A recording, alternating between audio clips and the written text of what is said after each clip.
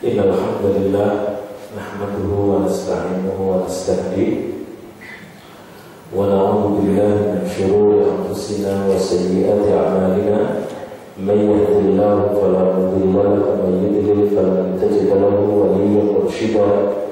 Asyhadu an la ilaha illallah wa asyhadu anna Muhammadan abduhu wa rasuluhu la nabiyya ba'dahu.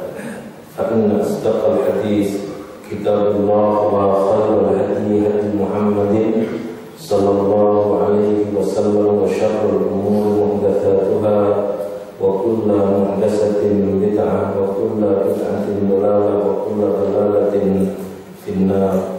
Usikum fa iyaya nafsi bittaqwallah ittaqullah faqad fazal muttaqun. Allahumma inna ala dzikrika wa syukrika wa husni ibadatik birahmatika ya arhamar rahimin. Amma ba'du. Ikhwan fillah al-azza asyhadullah, puji dan syukur kita panjatkan kepada Allah yang Maha Agung. Pada malam hari ini kita bisa bertemu kembali di dalam majelis ilmu kita ini. Mudah-mudahan dalam majelis kita ini kita berkesempatan untuk memahami ayat maupun hadis sesuai dengan kaidah-kaidah dalam Ahlus Sunnah wal Jamaah, kaidah-kaidah yang diyakini di dalam memahami ayat-ayat maupun hadis. Maka di tengah upaya menyoalkan tentang hadis-hadis radikal yang sebagian kaum muslimin dianggap menggunakan hadis-hadis ini, maka perlu juga didudukkan hadis-hadis yang seperti ini di dalam pandangan kita yang munsif, atau yang munsif itu artinya adalah berada di tengah-tengah, tidak bersikap berlebihan, tidak juga bersikap mengurangkan, dunal ifrat wa tafrid.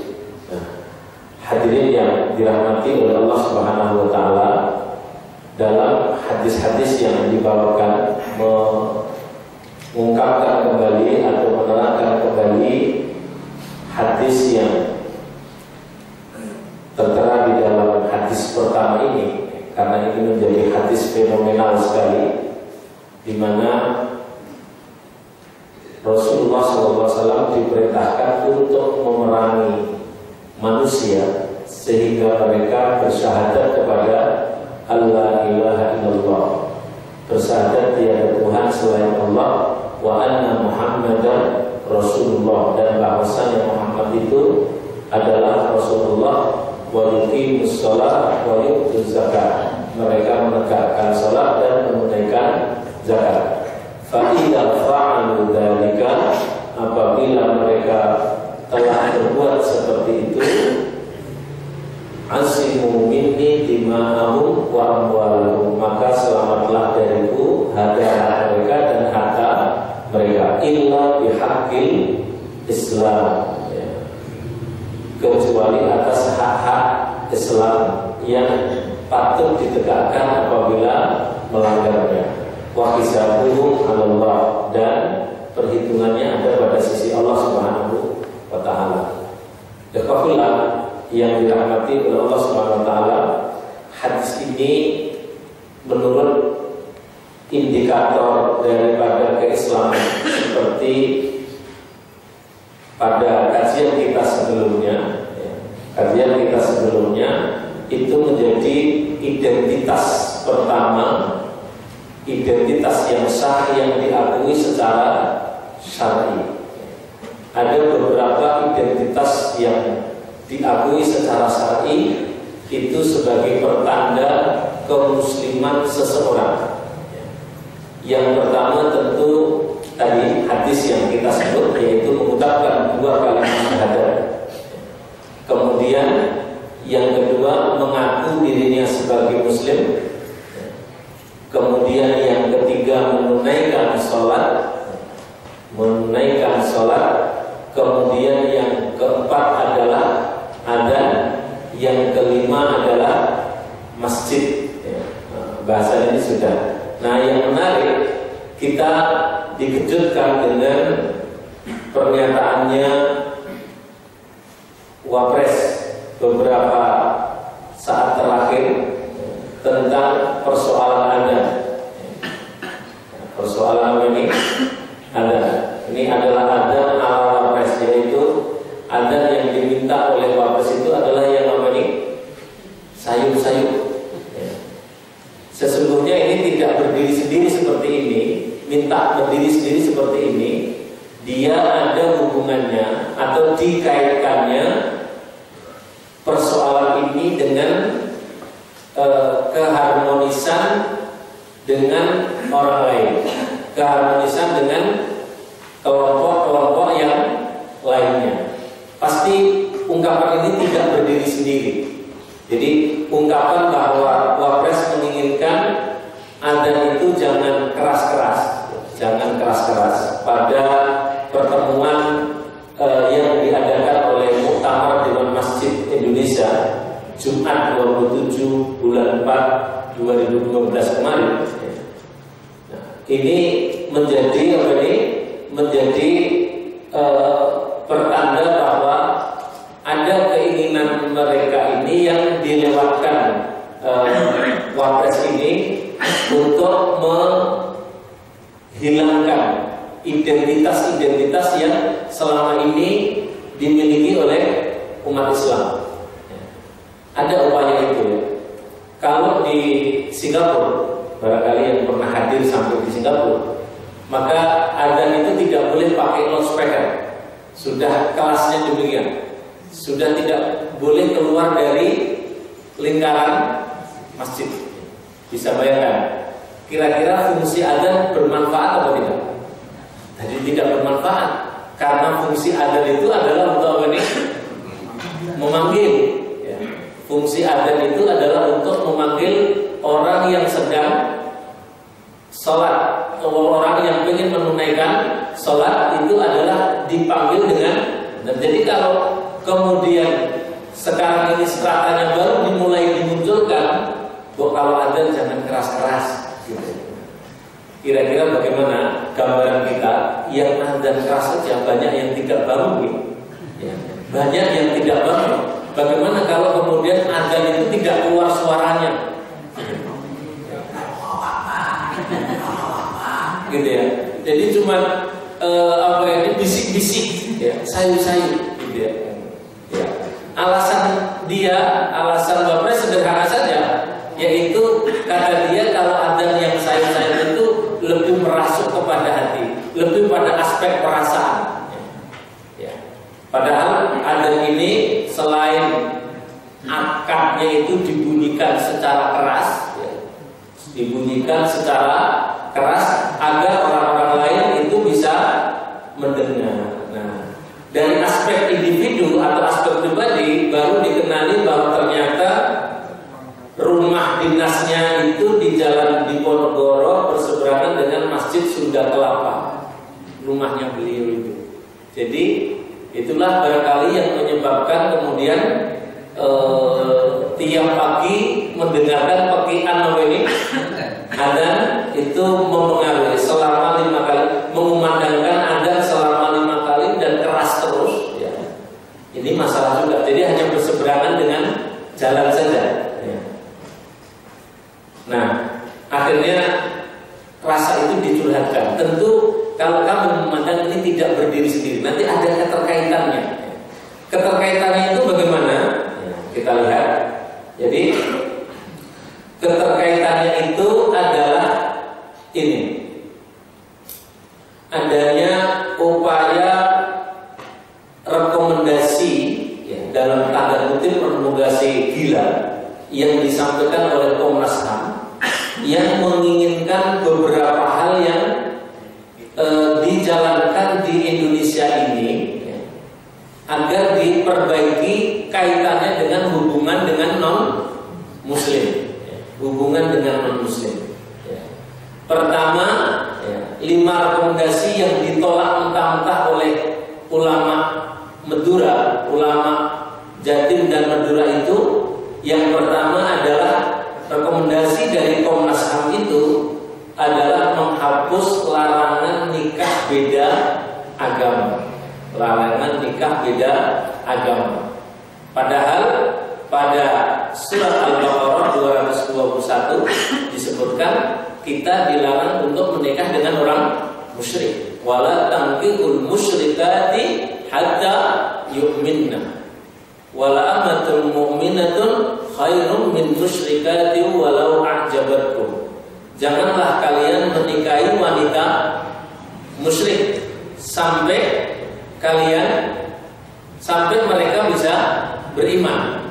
Artinya larangan ini sampai sekarang masih berlaku bagi kaum muslimin. Dan di Indonesia diatur oleh Undang-Undang Nomor 1 Tahun 74 tentang larangan nikah beda agama.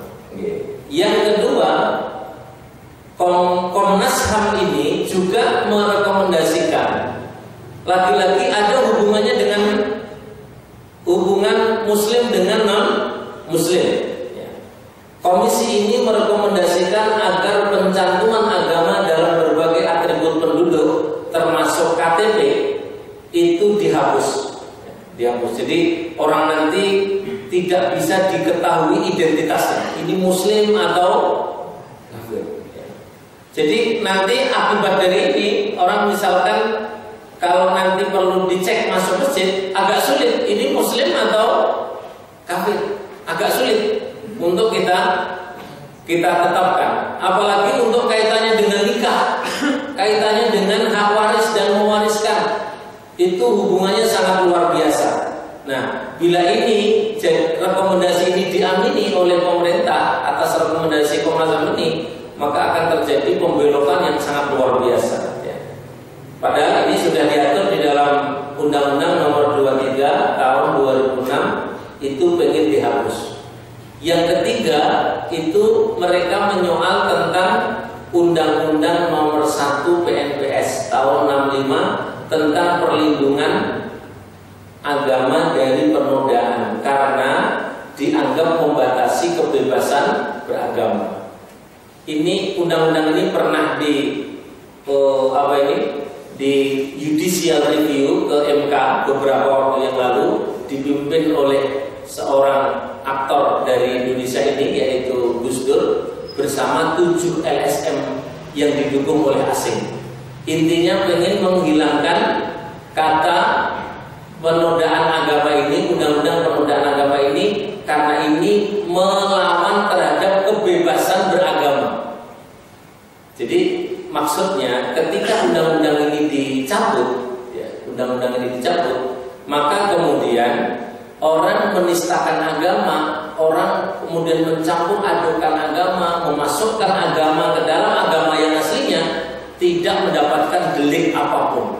Bahkan orang yang mengaku nabi atau bahkan sekalian sekarang sudah mengaku malaikat atau sekarang nanti mengaku sebagai Tuhan, itu tidak lagi mendapatkan delik agama karena delik penodaan, karena itu dianggap sebagai kebebasan beragama. Ini juga yang perlu dipahami oleh kita semua. Dan muaranya semuanya sama, yaitu bagaimana umat Islam itu kelihatannya pengen ditarik lebih longgar terhadap aturan-aturan yang ada ini. Keempat, rekomendasi Komnas HAM yang juga ditolak oleh para ulama di Madura ini adalah tentang surat keputusan bersama atau yang dikenal dengan SKB 2 Menteri yang mengatur pendirian rumah ibadah dan yang lain. Tujuannya apa? Sederhana saja, agar pendirian ibadah itu lebih bebas tanpa ada aturan-aturan seperti yang di Gereja Yasmin di Bogor itu, karena begitu ada penolakan, termasuk penolakan dari wali kota karena pemalsuan terhadap identitas.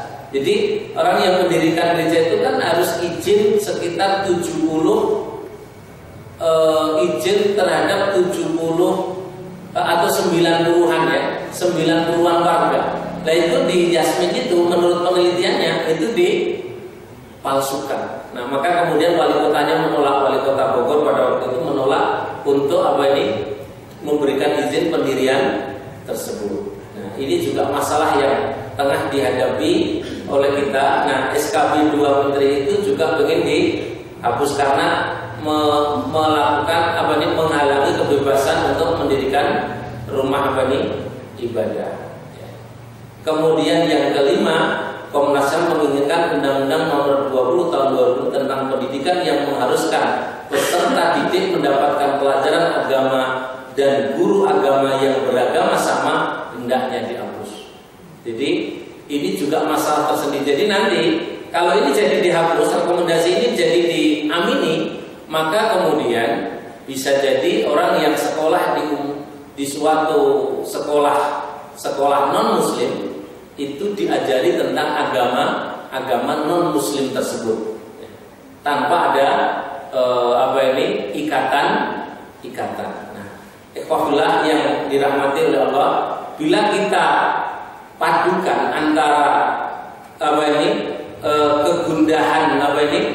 kegundahannya Wapres ini tadi dengan beberapa rekomendasi Komnas HAM, maka sepertinya ada benang merah.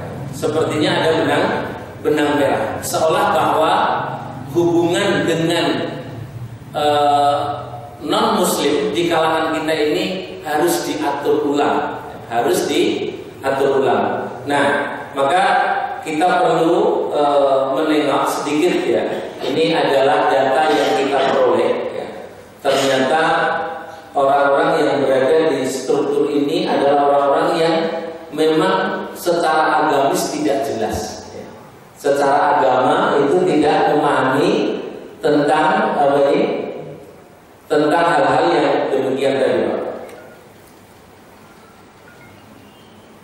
Jadi mereka itu tidak berangkat dari orang yang ahli agama, ya. Orang yang ahli agama, sehingga dalam hal ini ya, mereka pantas kemudian mengungkapkan 5 rekomendasi tersebut ya, yang hampir berlawanan dengan kaidah yang berlaku pada kita.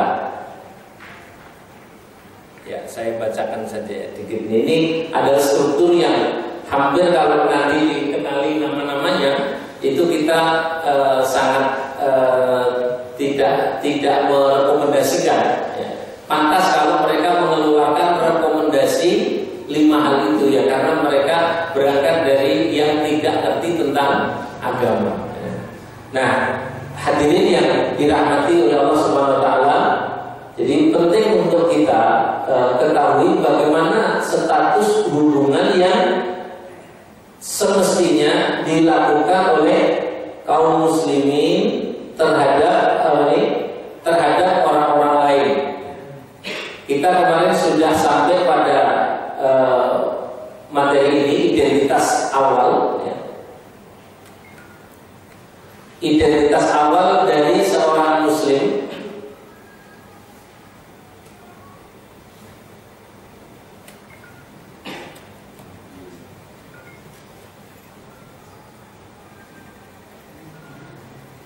Ya, identitas ini ya, ini harus dipegang betul ya, dipegang betul agar kita bisa mengenali siapa kawan, siapa lawan. Begitu juga kita bisa menghentikan tangan kita ini dari berbuat atau bersikap kekerasan terhadap orang yang sudah memiliki identitas keislaman. Tadi sudah sampai masjid, berikutnya adalah suara takbir, kemudian yang lain adalah mengucap salam, ya, mengucap salam. Kesemua itu bila syahadat, mengaku sebagai orang Islam, kemudian dia melakukan sholat, ada azan, ada masjid, ada salam di kalangan mereka, maka kepada kita ini diperintahkan untuk menahan diri sampai kita melakukan tabayun terhadap status orang tersebut secara nyata. Nah, budaya bertabayun sebelum melakukan tindakan yang mengorbankan seseorang atau mencederai seseorang itu harus dilakukan di tengah-tengah kita. Sebagaimana yang ada di dalam surat An-Nisa ini ayat 94, ya ayyuhalladzina amanu idza darabtum fi sabilillah fatabayyanu wa la taqulu liman alqa ilaikumus salama lasta mu'minan. Wahai orang-orang yang beriman, apabila kalian berjalan atau pergi di jalan Allah dalam rangka berjihad, ya, fatabayyanu, maka berlaku telitilah dan janganlah kalian berlaku telitilah dan kemudian ceklah segala sesuatu. Wala taqulu liman alqa ilaikumus salama lasta mu'minan. Janganlah kalian mengatakan orang yang telah mengucapkan salam kepadamu itu bahwa Anda bukanlah orang mukmin. Lalu orang ini dibunuh. Cerita dasarnya kan begitu, yaitu ketika ada sekelompok sahabat yang sedang berangkat berjihad, ada orang yang berpapasan membawa gembalaan, lalu dia mengucapkan salam. Orang ini kemudian dibunuh oleh sahabat. Nah, ketika dibunuh, maka kemudian diadukan kepada Rasulullah, padahal orang ini sudah mengucapkan apa ini? Salam. Maka Rasulullah kemudian mengatakan, kenapa engkau bunuh orang yang telah mengucapkan salam, padahal orang ini sudah masuk Islam. Nah, pada hal ini sudah terjadi pembunuhan dan sudah hilang nyawanya. Walaupun ada penyelesaiannya pada waktu itu dengan membayar dia, tapi bagi kita kaum muslimin saat ini untuk tidak terjebak pada hal yang kedua kali, yaitu melakukan tindakan kekerasan kepada orang lain tanpa melakukan tabayun, menuduhkan kepada orang lain tanpa melakukan tabayun, kemudian memfitnah orang lain tanpa melakukan apa ini? Tabayun. Kalau orang-orang itu masih hidup, itu harus dipegang betul bahwa pertama kali itu harus ditabayunkan dulu. Kalau dia sholatnya masih jalan, kemudian puasanya masih, kemudian kiblatnya masih, kemudian adzannya masih, dan semuanya sholatnya seperti kita, maka pada saat itu kita harus mengedepankan budaya tabayun kepada mereka ini. Nah, kenapa demikian? Inilah kita sedang hidup di alam yang penuh dengan fitnah. Kita sedang masuk ke wilayah di mana konspirasi itu sedang melanda di tengah kaum muslimin. Kaum muslimin itu dibagi dua, satu diangkat, satu diinjak, seperti belah bambu. Sekelompok kaum muslimin itu diinjak, sekelompok kaum muslimin lain diangkat. Nanti kalau yang diangkat kayak belah bambu itu sudah besar atau sudah mengecil, itu dibalik, begitu seterusnya. Ya, ganti yang tadinya diangkat, ganti diinjak. Nah, ini terjadi di tengah kaum muslimin pada saat ini. Pembusukan kepada aktivis, kepada tokoh, itu strategi yang dimainkan oleh mereka. Strategi yang dimainkan oleh mereka. Pembusukan, namanya pembusukan. Jadi orang ini potensinya dinafikan atau dihilangkan, lalu dibusukkan. Bagaimana pembusukan itu terjadi? Pembusukan itu terjadi adalah dengan melontarkan ungkapan-ungkapan tertentu, yang kemudian ungkapan itu ditangkap oleh kaum muslimin, dan kemudian oleh kaum muslimin tanpa ditabayunkan kepada saudaranya, dia langsung seketika itu mempercayainya. Ini sekali lagi tidak dibenarkan kaidah yang seperti ini. Harusnya, semestinya itu harus ditabayunkan terlebih dahulu. Kalau ada orang dianggap sebagai agen ganda, itu cara mengungkapkannya bisa saja orang itu bisa terjadi menjadi agen ganda. Jadi di kalangan orang Islam, tapi juga di kalangan orang mereka. Nah, yang menunjukkan bahwa itu agen ganda atau tidak karena itu fitnah, bisa jadi itu membawa malapetaka terhadap kaum muslimin. Maka itu harus dicek terlebih dahulu. Kalau kemudian orang kemudian dianggap mendapatkan dana deradikalisasi, misalkan dana deradikalisasi, itu harus dicek juga apakah orang tersebut itu memang mendapatkan dana tersebut atau tidak, kapan memperolehnya, buktinya apa dan yang lain. Itu harus dicek-cekkan terlebih dahulu. Tidak sesegera mungkin untuk menuduhkan sesuatu itu pada sekelompok orang Islam yang bisa jadi itu tidak betul. Sebagaimana hadis Nabi, atadruna manil muflis, tahukah kamu siapa orang yang bangkrut itu? Kata Rasulullah, man jaa yaumul qiyamah, siapa yang datang pada hari kiamat, bi sholatihi wa shaumihi wa zakatihi, dengan puasanya, dengan sholatnya, dengan zakatnya, faqad syatama hada wa qadafa hada wa akala mali hada wa dayya hada wa safaka damma hada. Orang tersebut telah menghina kepada orang lain, memfitnah kepada orang lain, kemudian memakan harta orang lain dengan cara yang tidak benar, menumpahkan darah orang lain, datang kepada Allah dengan dosa-dosa itu, maka kata Rasulullah SAW, orang ini akan menjadi bangkrut. Kenapa? Karena kebaikan sholat, zakat, puasanya tadi diambil untuk menebus kesalahan ini kepada saudaranya tadi. Fa in faniyat qabla ayyuqa, bila sholat, puasa, zakat itu habis, pahala itu untuk menebus habis, maka bagaimana? Ukhidha min khataya, diambillah kesalahan orang yang difitnah atau dituduh ini tadi, dan kemudian diberikan kepada orang yang memfitnah ataupun mencelanya tadi.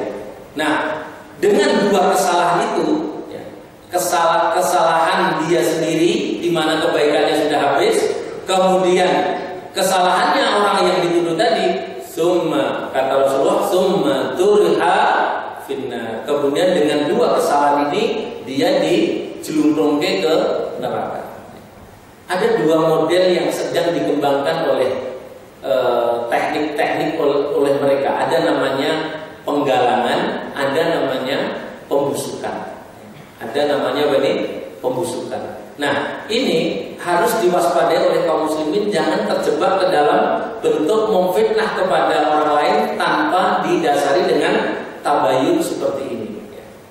Ini sangat penting sekali untuk dilakukan cara mendudukkan berbagai persoalan ini tadi. Ya, ini adalah kaidahnya. Jadi membayar diyat bagi yang telah terlanjur tadi membunuh, itu terjadi pada peristiwa syariah yang dikirim oleh Nabi SAW tadi, lalu kemudian diselesaikan dengan membayar diyat. Ya. Nah, berikutnya kita masuk kepada materi yang kedua, bagaimana berhubungan dengan orang kafir. Berhubungan dengan orang kafir. Nah, yang orang-orang asli kafir itu adalah Yahudi, Nasrani, Majusi dan yang lainnya, maupun orang-orang murtad, yaitu orang-orang yang mempunyai ideologi kafir seperti sosialis, sekuler, komunis. Ya Islam, tapi dia Islam sekuler. Islam tapi Islam sosial, sosialis maksudnya. Islam komunis. Nah, ini memang kemudian menjadi orang-orang yang perlu didudukkan bagaimana status hukum kepada mereka ini. Status hukum kepada mereka-mereka yang telah memiliki keislaman tapi juga memiliki ideologi kekafiran. Ini sebagai pengantarnya, kafir harbi. Kata harbi adalah kata yang disebut secara umum untuk orang yang bergabung dengan Darul Harbi. Darul Harbi itu negeri yang diperangi dari orang-orang yang telah berdin Islam dan tidak ada ikatan perjanjian antara dia dengan kaum muslimin, baik itu ahlul kitab maupun bukan. Jadi yang bergabung dengan mereka itu bisa masuk kategori kata dari harbi ini tadi. Pengertian lebih detailnya, ini ungkapan kata harbi merupakan kata lawan kata dari asil silmu, perdamaian. Kata harb berarti perang atau lawan yang memusuhi. Dikatakan ana harbun liman harrobani, saya itu adalah musuh atas orang yang memerangiku. Fulanun harbun fulane, si fulan itu musuh si fulan yang satu. Fulan memerangi si fulan yang lain. Fulan memusuhi sekali orang yang lainnya. Itu adalah yang disebut dengan kata-kata harbi ini. Pengertian secara syar'i atau secara istilah ialah orang-orang yang memerangi kaum muslimin atau orang yang bergabung dengan kaum yang memerangi kaum muslimin. Saya ulang, orang yang memerangi kaum muslimin atau orang yang bergabung dengan yang memerangi kaum muslimin, baik perangnya itu fi'liyah maupun mutawakkiliyah. Langsung fi'liyah artinya perang betul-betul terjadi secara terang-terangan, sedang mutawakkiliyah berarti kemungkinannya terjadi peperangan tersebut, tapi dia sudah membantu terhadap kekafiran tersebut. Kemudian kita lanjutkan. Hal ini bisa berasal dari setiap orang kafir yang tidak terikat dengan perjanjian damai maupun dhimmah atau dilindungi, baik telah sampai kepadanya dakwah maupun belum. Nah, siapa mereka ini? Siapa kafir harbi itu? Tandanya ada tiga. Tandanya ada tiga. Pertama adalah orang kafir yang berbuat makar dan menyerang terhadap kaum muslimin. Kafir mana saja yang dengan sengaja berbuat makar dan menyerang terhadap kaum muslimin, maka dikategorikan menurut ulama sebagai kafir harbi. Menyerangnya itulah yang menyebabkan dia dikategorikan sebagai kafir harbi. Maka ketika ada sekelompok orang Islam di suatu daerah lalu diserang seperti Amerika itu, maka status Amerika itu adalah kafir harbi. Nah, bagaimana dengan orang yang berkoalisi dari kalangan orang kafir yang berkoalisi dengan mereka? Orang kafir yang mengumumkan perang embargo, mengusik agama Islam, membantu memusuhi Islam, maka dia juga berkategori kafir harbi. Siapa saja yang berkoalisi dengan mereka itu dikategorikan kafir harbi. Nah, kemudian jadi kafir nanti hanya ada jenisnya itu sesungguhnya ada 4 saja. Kafir harbi, kafir dhimmi, kemudian kafir kafir muahadah atau kafir yang ada perjanjian dengan kaum muslimin. Yang keempat adalah kafir, orang kafir yang dilindungi oleh salah seorang kaum muslimin. Dilindungi oleh salah seorang kaum muslimin. Itu juga tidak boleh diganggu sampai ada tabayun terlebih dahulu. Kemudian yang ketiga, orang kafir yang tidak terikat perjanjian itu adalah secara umum disebut dengan kafir harbi. Nah, bagaimana perlakuan terhadap mereka ini? Perlakuan terhadap mereka secara umum, itu aslinya, asli hukum, sekali lagi asli hukumnya itu terhadap nyawa dan harta mereka. Orang kafir harbi ini menurut beberapa kitab para ulama dalam Majmu' Syarh Al-Muhadzab dan Bidayatul Mujtahid atau Al-Jihad Adab wal Ahkam maupun yang lainnya, orang yang berada di dalam wilayah kafir harbi ini adalah darah dan hartanya itu halal. Darah dan hartanya itu halal. Nah, kalau halal kok kita tidak ambil mereka nanti dulu, itu nanti ada hubungannya dengan hukum-hukum lain yang menyertai terhadap kita semua. Hukum-hukum lain yang menyertai terhadap kita semua. Hukum yang lain itu apa? Contohnya pada surat Al-Mumtahanah ayat 8 itu tidak mengapa untuk berbuat baik kepada musuh, ya, kepada orang-orang kafir. La yanhakumullahu 'anil ladzina lam yuqatilukum fid-din, kepada musuh yang belum berlaku jahat, belum mengusir kalian, belum membantu pengusiran terhadap Anda, maka kepada mereka tidak dilarang antabarruhum wa tuqsitu ilaihim, kalian berbuat baik dan berlaku adil kepada mereka. Yang dilarang yang di mana? Yang dilarang di atau Mumtahanah ayat 9. Dilarang oleh kita innama yanhakumullah, kepada siapa? Yang memerangi kalian, mengusir kalian, wa dhaharu ala ikhrajim, dan dengan benar-benar mereka ini melakukan pengusiran terhadap kaum muslimin, nampak secara nyata, maka pada saat itu kita kemudian dilarang untuk membangun loyalitas kepada mereka ini. Ini supaya kita jadi duduknya agak lebih tepat. Kafir-kafir itu yang seperti apa? Ya. Yang kedua, status mereka itu bisa menjadikan mereka menjadi budak. Menurut Ibnu Rushdi, boleh menjadikan orang kafir dengan segala macamnya sebagai budak berdasarkan ijma', baik itu laki-laki maupun perempuan, anak-anak, dewasa maupun orang tua. Yang masih ada perselisihan hanyalah nasib para pendeta. Pendeta itu kebanyakan dari nas-nas yang ada itu menunjukkan bahwa mereka ini tidak dibunuh, tidak diberikan perlakuan yang khusus terhadap mereka ini. Nah, sebagian ulama tidak membolehkan membunuh atau menjadikan mereka sebagai budak. Mereka mendasarkan pada sabda Rasulullah SAW, "Fadharhum wa ma habasu anfusahum ilaih." Biarkan mereka dengan apa yang mereka kerjakan, beribadah secara total dalam gereja mereka.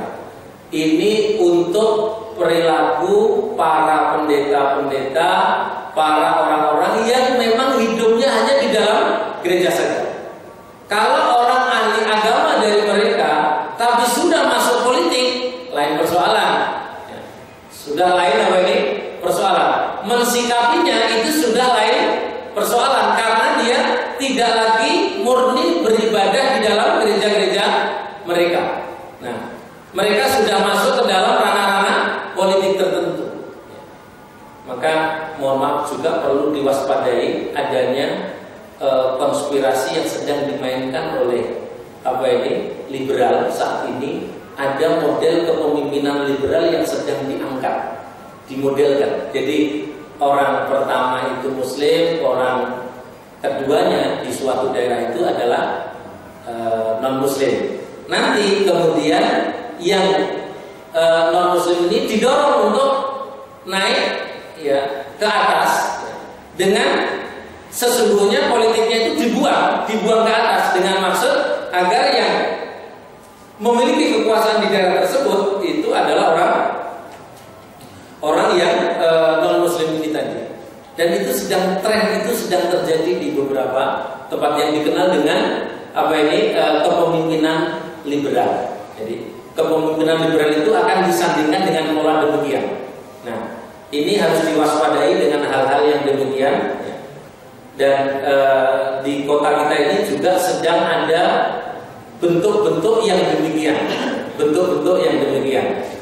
Para tokoh-tokoh sedang membincangkan persoalan tersebut. Kami mendengar betul bagaimana keresahan mereka ini terhadap upaya-upaya yang sedang dimainkan oleh pihak-pihak tertentu ini. Ya. Nah, bentuk hubungan dengan orang kafir harbi tadi itu harta, nyawa, dan kehormatan orang kafir itu dilindungi dengan salah satu dari dua hal ini. Hartanya orang kafir, kemudian nyawa, kehormatannya orang kafir itu dilindungi dengan salah satu dari dua hal ini. Yang pertama dilindungi karena dia karena dia beriman atau masuk Islam. Yang kedua, dilindungi lantaran mereka itu membangun keamanan atau menjaminkan keamanan kepada kaum muslimin. Nah, kita lihat beberapa dalil. Salah satu dalil yang menjadikan jika orang kafir tadi masuk Islam, maka harta dan kehormatannya itu dilindungi dan tidak boleh diganggu berdasarkan pada surat At-Taubah ayat 5. Surat At-Taubah ayat 5, fa in tabu wa aqamus shalah wa atuz zakah fa khallu sabilahum. Jika mereka ini bertobat, menunaikan sholat, menunaikan zakat, maka berikanlah kelonggaran kepada mereka ini. Berikanlah jalan kepada mereka ini, kebebasan kepada mereka ini. Di mana ayat At-Taubah ayat 5 ini, ayat awalnya itu adalah ayat tentang perang tadi. Bila menemui orang-orang kafir, maka bunuhlah orang kafir, kata di dalam ayat itu. Faqtulul musyrikina haitsu wajadtumuhum. Nah, jika mereka ini beriman, beramal soleh, kemudian menunaikan zakat, maka berikanlah jalan kepada mereka ini. Fakhallu sabilahu. Nah, ini dasar pertama, mereka mendapatkan jaminan keamanan. Jaminan keamanan yang kedua, jaminan keamanan yang kedua ialah ketika seseorang tersebut itu kemudian membangun jaminan keamanan dengan orang muslim, baik menjadi kafir dhimmi, kafir yang dilindungi tetap menjadi kafir, membayar jizyah kepada kaum muslimin, mengikuti aturan yang berlaku di negeri kaum muslimin, dia boleh beribadah di rumah ibadahnya masing-masing. Itu kafir dhimmi, itu mengikuti jaminan keamanan. Nah, yang berikutnya bisa jadi mereka ini kafir yang membangun perjanjian dengan kaum muslimin. Kafir yang membangun perjanjian dengan kaum muslimin, maka orang-orang tersebut walaupun mereka kafir, mereka dilindungi karena adanya perjanjian sampai perjanjiannya itu selesai, sampai perjanjiannya itu habis, dan biasanya ada masanya, tidak berjalan langgeng.